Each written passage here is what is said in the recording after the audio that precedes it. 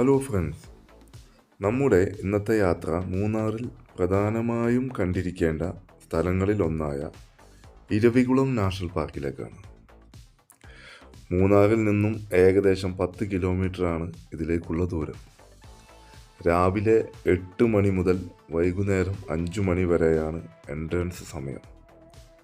രാവിലെ പോകുന്നതാണ് നല്ലത്, കാരണം അപ്പോഴാണ് പ്രകൃതി രമണീയമായ കാഴ്ച കാണാൻ നമുക്ക് സാധിക്കുക. ഒരാൾക്ക് 200 രൂപയാണ് എൻട്രൻസ് ഫീ ആയി വരുന്നത്. ഓൺലൈൻ ബുക്കിംഗ് അവൈലബിൾ ആണ്. നമ്പർ ഞാൻ ഡിസ്ക്രിപ്ഷനിൽ കമൻറ്റ് ചെയ്യാം. 5 പേർക്ക് യാത്ര ചെയ്യാവുന്ന മാക്സി ക്യാബിനും ഉണ്ട് അവിടെ. അതിന് 7500 രൂപയാണ് ഫീ വരുന്നത്.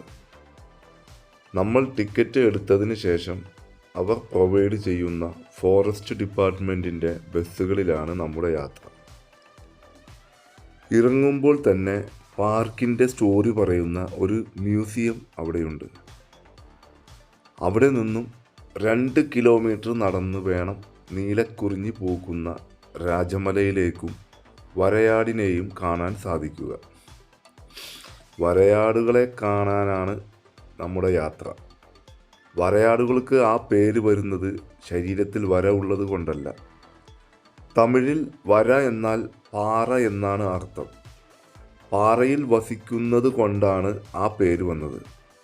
ഫെബ്രുവരി മുതൽ മാർച്ച് വരെ അവയുടെ ഗർഭകാലമായതിനാൽ അവയെ കാണാൻ സാധിക്കില്ല. ഏകദേശം 1 മണിക്കൂറോളം അവിടെ കറങ്ങി കാഴ്ചകൾ കണ്ട് ആ ബസ്സിൽ തന്നെ നമ്മെ തിരിച്ച് എത്തിക്കും.